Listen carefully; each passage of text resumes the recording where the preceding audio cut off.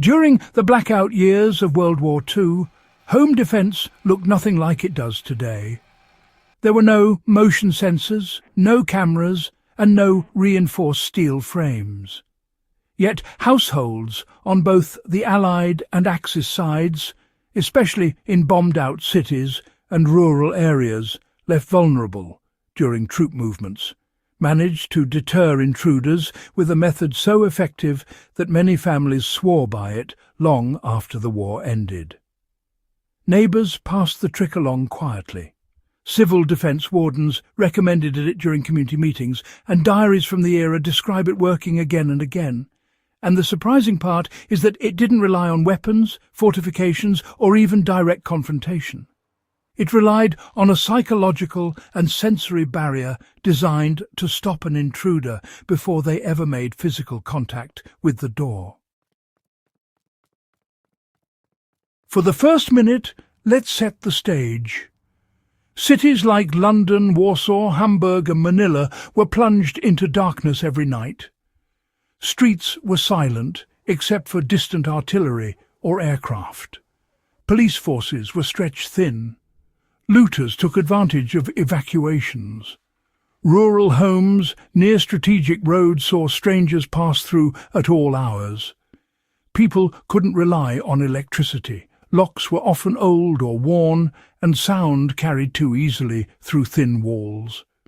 Yet, despite all this, many families managed to keep their homes secure using one simple technique that created the illusion of presence, vigilance, and readiness, even when the homeowners were asleep, sheltering in basements, or away entirely. What made this World War II home defence trick so effective was that it took advantage of the one thing intruders feared most: uncertainty. They could handle darkness. They could deal with weak locks. But what they couldn't risk was approaching a door if the people inside were awake, alert, and already listening for trouble. The trick worked by signalling exactly that. Families set up what wartime manuals called a sound warning threshold at the entryway. In simple terms, they created a noise that activated before anyone touched the door, making intruders believe they had already alerted the homeowner. This wasn't a booby trap, and it wasn't a tripwire. It was far simpler. People placed a breakable noise-making object, a tin lid, a metal cup, a glass jar ring, or even loose pebbles, on the inside of the doorframe or against the base of the door in such a way that even the lightest touch from the outside caused it to rattle loudly. But here's the important part. Families positioned it so that natural movement of the door from drafts or temperature didn't set it off. Only pressure from an outside hand would shift it. The moment the intruder tested the door, the noise sounded. And because homes were silent during blackout conditions, that noise carried instantly. This created two immediate effects.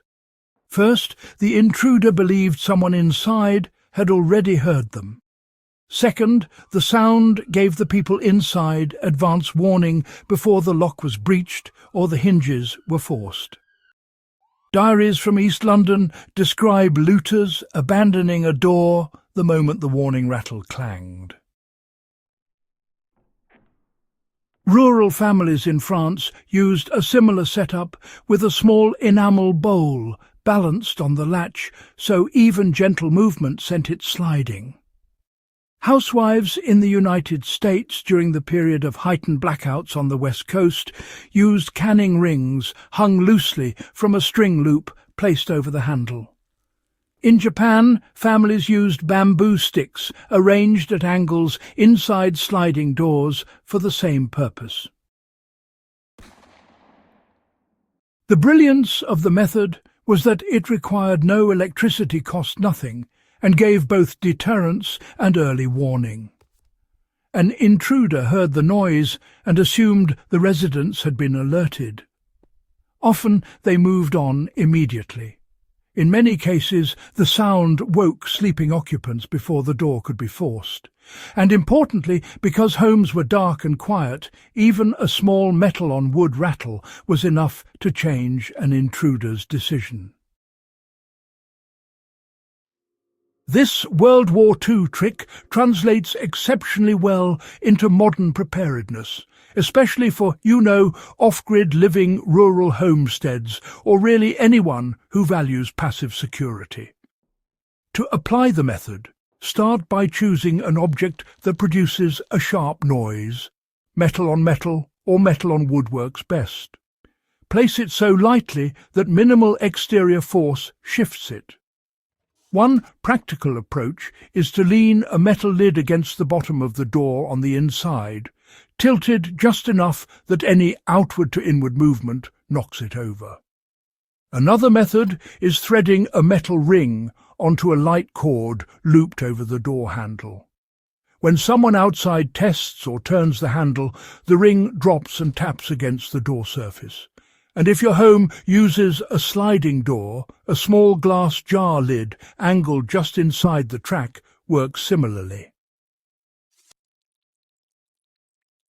For those who want, a more durable, weather-resistant version, just use a shallow tin that's a bit concave.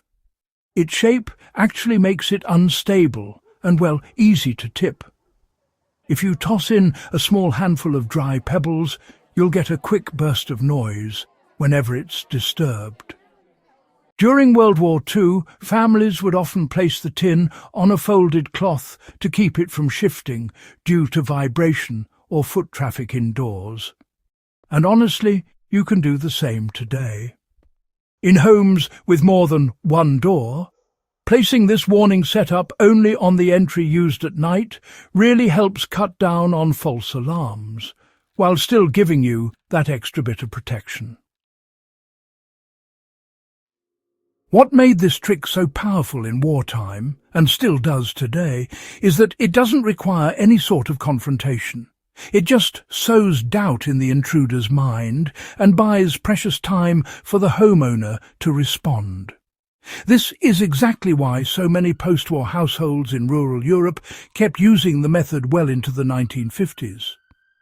Even as electricity came back and neighbourhoods started to recover, people trusted this approach because, it worked under every condition. Blackouts, evacuations, storms, and all those long nights when no one wanted to risk being caught unaware. If you value historical fieldcraft and want practical techniques that still work under modern conditions, this simple, often forgotten World War II home defense method really deserves a place in your toolkit. It's quiet, subtle, reliable, and, importantly, based on real civilian survival experience, not just theory. If you'd like more historically grounded strategies like this, do consider subscribing to the channel, sharing this video, and helping to bring these forgotten skills back into the light for the next generation of enthusiasts.